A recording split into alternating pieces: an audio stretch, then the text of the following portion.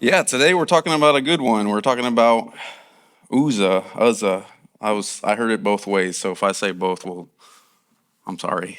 But yeah, we're gonna be in mostly Second Samuel 6. If you guys want to turn there, we'll read through a lot of that actually. But I was thinking through this sermon and the gravity of what we're talking about here, and trying to understand really, yes, why God did this, but also knowing that He's a holy God, and trying to wrap my head around that. And we sing a lot about holiness. At the end of this, we're going to sing Only a Holy God. And some of the words says, who else commands all the hosts of heaven? Who else can make every king bow down? Who else can whisper and darkness trembles? Only a holy God. And we know that. We know that He is in control of heaven and earth. No one can bow down to Him. He is the King of Kings. He is above. He is above us all. And so then we've seen there's one called Holy Forever. It says the angels cry holy. All creation cries holy. You are lifted high, holy, holy forever. So we know creation cries, creation groans for His coming, and they cry holy. So He's holy. We sing holy, holy, holy. Though the darkness hide thee, though the eye of sinful man thy glory may not see, only thou art holy. And so we sing about God's holiness. And I am reminded that we can often make that word very casual. We often can, if we're not careful, we've maybe all done it, but I could say I've done it because I'm talking. But we say holy cow or holy moly, whatever that means, holy crap. Maybe without even thinking about it, but it becomes casual. It becomes something we throw in there when we're mad. And if we're not careful, that word can become very casual, can lose its power. And the word in and of itself, it means to be set apart. As Justin said, other. I've liked that a lot, actually. He's not anything like we cannot be even the magnitude of the holiness that God is. So trying to understand Him is hard in and of itself. But today, the story discusses this holy God. It discusses an attribute that comes with Him that we don't like to talk about, and it's His justness and His omnipotence. And it's difficult to wrap our heads around at times, but hopefully by the end, we can understand a little better who God is in conjunction with us. And so let's go ahead and dive in. We'll be in 2 Samuel 6. I'll read the first 10 verses, but then we'll go through 15 today. So it says this: David again assembled all the fit young men in Israel, 30,000. He and all his troops set out to bring the ark of God from Baal Judah. The ark bears the name of the Lord of armies, who is enthroned between the cherubim. They set the ark of God on a new cart and transported it from Abinadab's house, which was on a hill. Uzzah and Ahio, sons of Abinadab, were guarding the cart, and brought it to the ark of God from Abinadab's house on the hill. Ahio walked in front of the ark. David and the whole house of Israel were dancing before the Lord with all kinds of firewood, instruments, lyres, harps, tambourines, sistrums, and cymbals. When they came to Nachon's threshing floor, Uzzah reached out to the ark of God and took hold of it because the oxen had stumbled. Then the Lord's anger burned against Uzzah, and God struck him dead on the spot for his irreverence. And he died there next to the ark of God. David was angry because of the Lord's outburst against Uzzah. So he named the place Outburst Against Uzzah, as it is today. David feared the Lord that day and said, "How can the ark of the Lord ever come to me?" So he was not willing to bring the ark of the Lord to the city of David. Instead, he diverted it to the house of Abinadab of Gath. So, a couple of problems arise when we first start reading this text. In verses 1 through 2, we see, not explicitly, it's not said he didn't do this, but the fact that he didn't do it is wrong. And that is, he didn't pray asking the Lord if he wanted to do this in the first place, where to move it. He just said, you know what, I'm king, I'm going to move it. And this is, in and of itself, is a good thing. He is the new king of Israel, and he wants to signify God is in control. And by bringing the ark which is his presence in, he is saying that this is how he wants to reign. God reigns over him. This is a good thing. But, and I think it's important to note this because Saul did not do that. Saul kept it, as we know, in Abinadab's house for 20 years. And prior to that, anytime he used it, it was as a good luck charm. We'll read that story briefly, but he uses it as a good luck charm. And so he didn't treat God right. And David is trying to say, I'm going to be different. I'm going to make God first. But first off, he didn't pray. And we see that in this text. Just a brief overview of the Ark of the Covenant. It's asked of Moses if he can create it. He doesn't do the creating. The people are in this, but I'm not remembering their names. But others create it, and he gives them the exact dimensions, how it's going to be, everything to a T. And the only thing I want to know is Exodus 25:13. He says, "And you shall make poles of acacia wood and overlay them with gold. You shall put the poles into the rings on the sides of the ark to carry the ark with them." Nowhere does it say, so you can roll the cart. Nowhere does it say that. And that's very important to the rest of the story. Why did he do this? It was to establish a worship system, a covenant relationship between God and the Israelites. And its main purpose, the ark was designed, it's a symbol of God's presence to his people and the covenant he has made with them. So this is where the presence of God is in this time. And so inside we know that there's the 10 commandments, there's a pot of manna, and there's Aaron's rod, all symbolizing God's law, God's provision for them, and God's leadership. And so it's very rare that people actually saw this. The only people who could see it were the Holy of Holies. In the Holy of Holies was the high priest.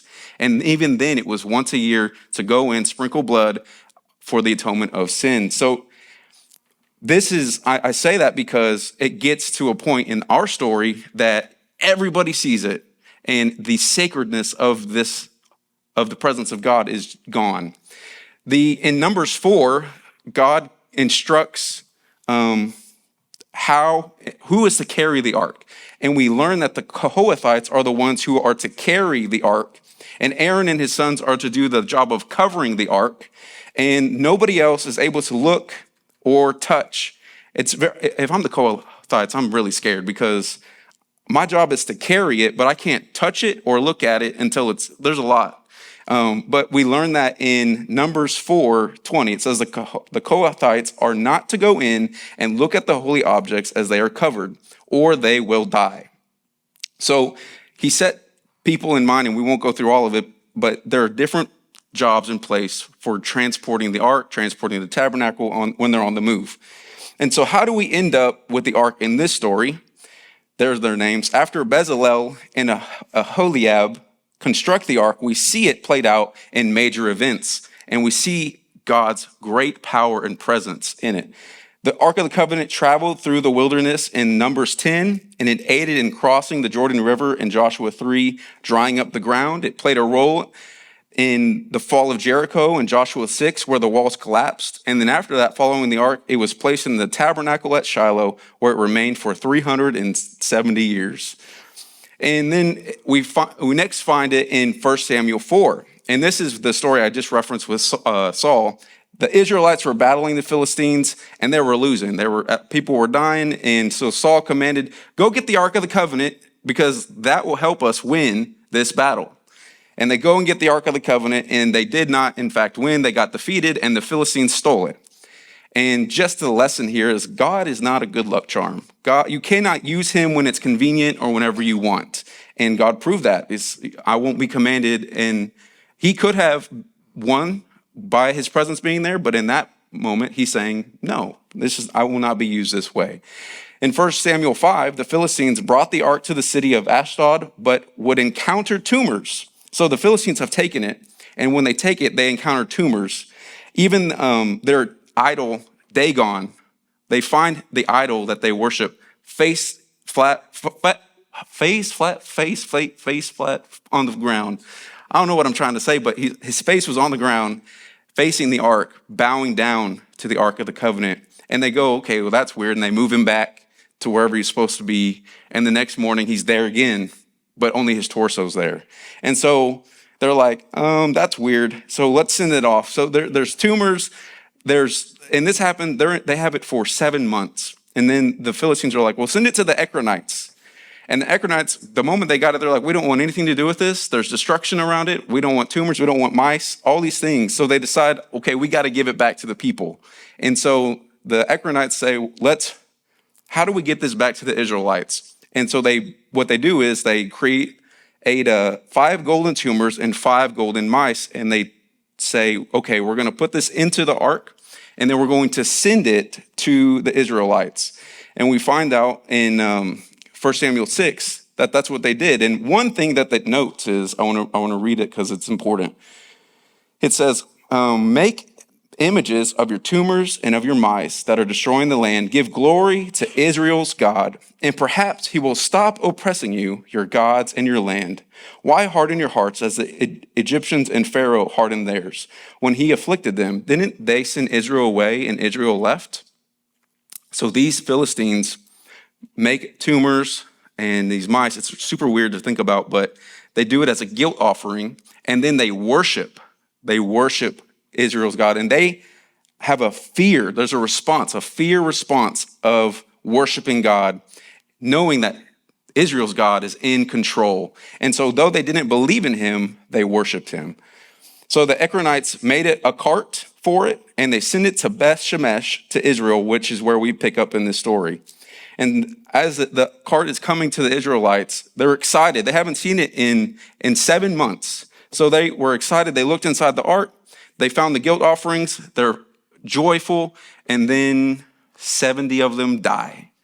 And we read in 1 Samuel 6 that God struck down some of the inhabitants of Beth Shemesh, putting 70 of them to death because they looked into the ark of the Lord.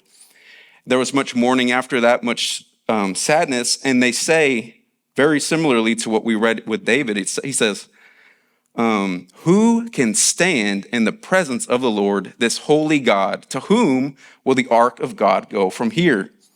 So I just want to note that though we give God probably a hard time for killing Uzzah, he killed 70 people here, and it's showing that he commanded it, and so he wants that respect. He wants that done. So yes, Uzzah is a very important person to talk about because he also died. He was actually the only one. But here we learn that 70 of them died. So the truth is, honestly, as I was reading, this came to my head, and it's probably not new. It's probably somewhere. But in how the Philistines treated the ark, they should have all died. In how the Israelites were carrying it, they died. And so it shows that God has full sovereignty of the situation, and he has a lot of mercy. And we'll learn that in this passage as well. So in verses 3 and 4, we see that they set the ark of God, David set the ark of God on a new cart and transported it from Abinadab's house, which was on a hill. And so the second problem we find is that David, knowing, hopefully, I guess he didn't know because he didn't do it, but instead of carrying the ark, he says, let's make a new ark, like a new cart, not ark, new cart for the ark. And so David and the men are putting it on a car. It's much easier to roll than to carry. So I'm sure that's what they're thinking. But this nowhere, like I mentioned, did God instruct for it to be on a cart. And so it was a direct violation of instruction given to them. And so the Ekronites, I think God had a lot of mercy on them because they didn't know. I don't think they knew that they were supposed to do that. So he's like, okay, have mercy. But you know what? David should have known, and he didn't. Something we find is that the ark lived with Abinadab for 20 years, and we learned that Uzzah and Ohio are his sons. And so Uzzah, to some degree of his life, I don't know how old he is, grew up with the Ark of the Covenant. And so that's very interesting because we don't know how much Abinadab educated them, but what we do know is they didn't die. So they had an understanding of the Ark of the Covenant. And really what we'll find out and what we'll see is in this passage is that we learn that Ohio is in the front and Uzzah's on the side or in the back. And it's almost like it was their own personal item, like it was theirs. Like we'll protect it as we move it. And so there was this personal, casual ownership of it. And what was missing was the presence of God. It seemed to have no effect on them. It was just like another item. And that is a problem. And we'll see that that's really what gets Uzzah killed. In verse 5, we see that David is doing something right. He's worshiping the Lord. He's dancing before the Lord. He has all these kind of instruments, and he's giving praise and glory to God for moving the ark, for allowing him to do this, for being king. And so we see a proper response, and he's worshiping. But in the same way, he's still disobeying because it's rolling. It's probably uncovered. Everybody's able to look at it. It's a direct violation of what God already said. So then we get to the point where he gets to the threshing floor, verse 6 and 7. Uzzah reached out to the ark of God, took hold of it, and because the ox had stumbled, the Lord's anger burned against Uzzah, and God struck him dead on the spot for his irreverence, and he died there next to the ark of God. So we've reached that point where everybody knows the story. He dies. So Uzzah's dead, and we're told that God is angry, and it was kindled at Uzzah. That word means to be inflamed or roused, angry or wrathful towards. And so this, I don't want anything to do with that, but Uzzah got it that day. And we know why God did it. It says it was due to his error of touching it and due to his irreverence towards God. So let's try to make sense of this as human beings and try to understand where God was coming from. And as we'll see with David, we'd probably act similarly. We'd be angry. Okay, God, what are you doing? I don't understand this. First off, and I'll probably say it 5 more times, as I've already said it, but God is holy. And we have to get that in our heads because we are much less than God. If we try to put ourselves on his level, we're just not going to understand him. First off, God is holy, meaning he is completely, totally separate from us. He's transcendent. He cannot sin. This concept to us is foreign because we are the complete opposite. God created us, and in turn, we serve to please him, to serve him. God is completely in control. And as we know, Isaiah 55 says that God's ways is not ours. His thoughts are not our thoughts. His ways are better than us. And so we serve him. So firstly, we have to remember that God is holy. And what Uzzah was doing was direct irreverence to God's holiness. And then secondly, we see Uzzah was not respecting the presence of God by touching it. It can be kind of hard when you're reading this text to just like kind of wrap our heads like, okay, he touched it, like let's move on. But what we see here really is ever since David goes to get the ark, there was a comfort, there was a casualness in transporting God's presence. Even more so, Uzzah had probably treated the ark casually for a very long time.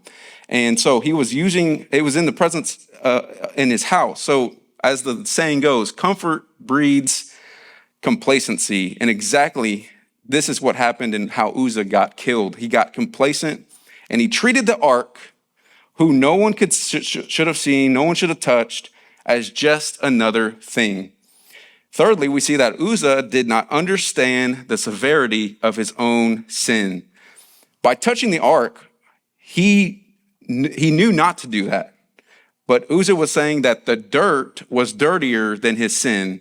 And so it seemed right to Uzzah. I need to do this. I need to save it from hitting the ground.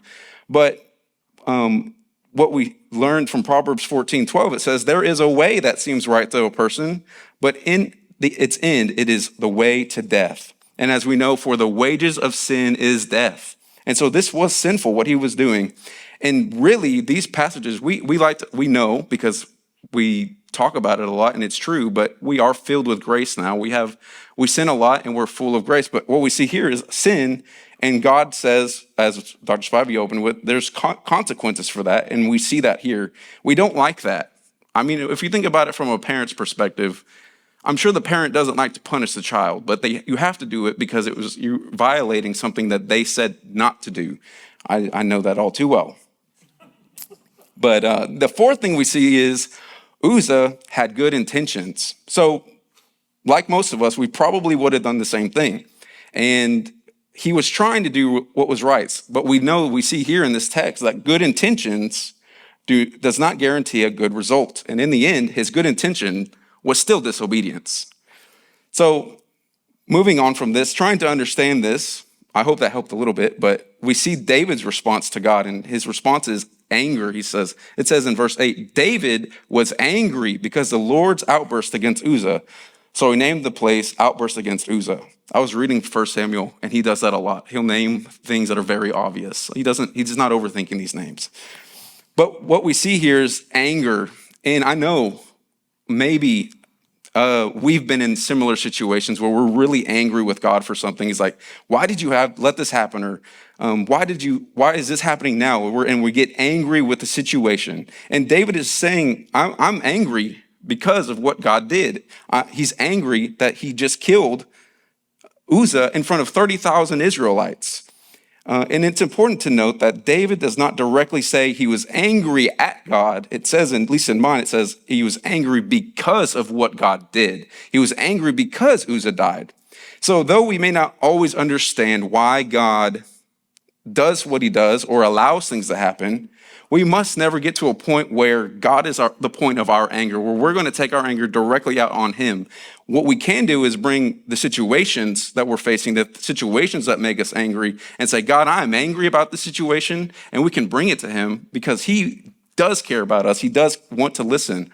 And so it is important to not be so angry to the point where we think, well, I hate God because of this, because that is not at all. The things that we face in this world, God does not want us to go through, but because of sin, we must. And thanks be to God that we are delivered from that in the end. But we will see in a minute that God does want blessing for us. He does want good, and he wants better. So in verse 9, we see now, it's almost as if David paused, and he's angry, but now he's fearful. And it says that David was fearful. Let me read it. David feared the Lord that day and said, how can the ark of the Lord ever come to me? So this is a proper response to the worship of the Lord. Okay, we're getting closer, David. He's showing humility to a holy God. And we know that fearing God is the beginning of wisdom. Fearing the Lord caused David's perspective on the situation to change. He asked the same thing Beth Shemesh did. Beth Shemesh said, who can stand in the presence of the Lord, this holy God? To whom will the ark go from here? And David saying, how could the ark of the Lord ever come to me? What a great response when entering worship. How in the world does a holy God allow us to come into his presence and worship him? Just having that humility is the focus and the start to a proper worship and a correct view of worship. So this question that he's posing is a proper response. Humility and reverence for God. Before Uzzah's death, they were disobeying orders. They were doing all the wrong things. And now he's saying, who in the world can stand before you? When we enter into church, as we enter into even going and living our lives day to day in our household, when nobody sees us, we need to be reminded of the power of God's presence. And the response we should have is with respect, awe, and humility. Now, I know this story is on Uzzah, but I want to briefly take a look at the next portion here, because he says that, okay, I don't want anything to do with the ark. This thing scares me. Somebody just died, so Uzzah goes and gives it to this guy named Obed-Edom of Gath. And what we learn is Obed-Edom is a Philistine. He's a Gittite. And all I could do was think, why? You know, of all people, you gave it to a Philistine. The last time it was in the Philistines' hands, they got tumors and mice, and they wanted nothing to do with it. But interesting enough, we learn a little bit about Uzzah, or about Obed-Edom, because it says in verse 11, the ark of the Lord remained in the house 3 months, and the Lord blessed Obed-Edom and his whole family. So nothing bad happened to him. And I was thinking, man, what did he do? Why did he do this? Why is it going to him? And so just a little bit about Obed-Edom. We see that Obed-Edom was a Philistine from Gath, and we learned in 1 Samuel 26 27, that David actually lived in Philistine territory. He lived there for about a year and 4 months. And what it says in that passage is that when he left, he took 600 Philistine people from Gath. And so it could be that Obed-Edom was part of this group that came. And so obviously Obed does not live in Gath anymore. He lives near Jerusalem where they were headed. And so it seems as if he was saved, that David told him about God, and he's not living in Gath anymore. He's not even seeming to be with the Philistine life. It's like a new life. And so what we can see in this passage is, okay, God or David gave it to Obed-Edom because he was a God-fearing man, because he knew that he could be trusted with the ark. And it still could be that he was like, I'm going to give it to this guy, and if he dies, then I want nothing to do with it. I don't know. It doesn't explicitly say. All we know is that Obed was blessed. But we know that just based on that verse, that the way Obed-Edom treated the ark of the covenant had to be with a different way that the Israelites were treating it then and how the Philistines were treating it then, because he was blessed. And so to sum up this part, we later learn in 1 Chronicles 15 that Obed-Edom would be an official gatekeeper of the Ark of the Covenant. And in 1 Chronicles 26, it lists Levitical gatekeepers. And in there, we see that because of his faithfulness to God, Obed-Edom was adopted by David and by God as an Israelite and was able to carry out these specific Israelite duties. So much so that 62 of his family members would be part of this role. And so this shows God's plan, even before Christ came, to use Gentiles who were not part of the covenant, but to be part of his holistic plan. And Obed-Edom is an Old Testament example of a New Testament promise in that God does not show favoritism and that his kingdom is for everyone. And I was very tempted to go 10 minutes on that part, but I didn't, because it's very cool. But now, following this, David hears, okay, Obed-Edom's blessed. I want some blessing. Let's go get it. And so he says in verse 12 through 15, it was reported to King David that the Lord had blessed Obed-Edom's family and all that belonged to him because the ark of God. So David went and had the ark of God brought up from Obed-Edom's house to the city of David with rejoicing. When those carrying the ark of the Lord advanced 6 steps, he sacrificed an ox and a fattened calf. David was dancing with all his might before the Lord, wearing a linen ephod. He and the whole house of Israel were bringing up the ark of the Lord with shouts and sound of the ram's horn. So this is a second attempt. Okay, I'm going to go and we're going to try again. So we see he's trying again, and he wants to move it to Jerusalem. And this time he has a much better understanding of who God is. David has now learned from Uzzah's death and has gained a proper fear of God to the point where he is now rejoicing. And we see 3 major changes in this text. The ark was now being properly carried. If you see, they're carrying it. They're not rolling it.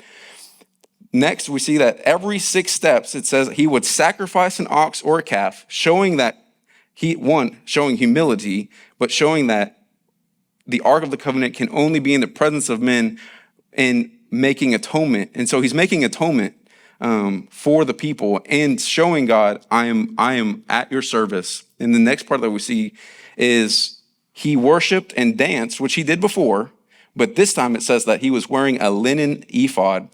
This shows a sign of humility, with the focus being on God, not himself. I don't know what all he was wearing, but he was the king. So it's very natural to center yourself and be the center of attention. By wearing this, David is saying, I am not the center of attention, God is. And this is the same ephod that the priest would wear when they entered into the Holy of Holies. So in the end, because of what happened to Uzzah and because of the blessing Obed-Edom received, David regained a reverence necessary to serve the Lord. And though this tragic event ultimately caused Uzzah to die, David and all the people had a regained understanding of who God was, knowing that God was in control. So this was a signal to David that though he is the king of Israel, God is the king of all. So concluding, we can see that it's really easy to quickly read this and chalk God up to be an angry God. He's very unpredictable. I want nothing to do with him. But And for many, it's a stumbling block. Anybody I talked to about this story this week actually said, I don't understand why he did that. And I was like, that's not helping. But you're supposed to give me answers. But in this story, and even atheists can use it to point a finger and say, well, look, your God did this. They don't believe in God, but people who don't believe in, who are against the Christian faith would say this, like, look at your Bible, look at what it says. But if we look closely, what we really see is mercy rather than anger. We see grace rather than anger. We see redemption rather than anger. So 5 points real quick. Firstly, we need a proper view of God when approaching him. We must approach God in our home, in our church, with humility, with awe, and with reverence. The main reason Uzzah died was because he directly disobeyed what God had commanded. And it's because he did not view his presence with reverence. In the larger picture, Uzzah is a picture of all of Israel too, because they were treating the ark the same way. This story shows that God must not be taken for granted and that he is not just another thing, but is the most important person in our life. So when coming to worship, our view of God must be humble, with fear, but also with rejoicing for what he has done. 2, comfort breeds complacency. Uzzah was raised with the Ark of the Covenant. And one thing was clear, Uzzah and Ohio were very comfortable in the presence of the Ark. They were guiding it, they were on each side, and it seemed as if it were treating it like it was a TV. That's the only thing that kept coming in my head. Like, no, we can't let this big old TV fall on the ground. And I'm saying that because that's how they were treating it, as an item, and not as God's presence in the ark. And so we can see that just because God has made himself accessible and in that form, it does not give us a right to be passive with him. God does not want passive, casual, entertainment-based worship. He wants you to worship from your heart and for your hearts to be changed. Third, we need to understand the severity of our sin. As I mentioned, Uzzah had a view of himself as if he was more holy than the ground, that the ground was, we couldn't let it touch the ground, so I'm going to touch it. He didn't understand the weight of his sin and when he touched it. And we need to realize that God is holy, he is perfect, and he is transcendent. And we are sinful, imperfect, and limited creatures being dependent on this creator.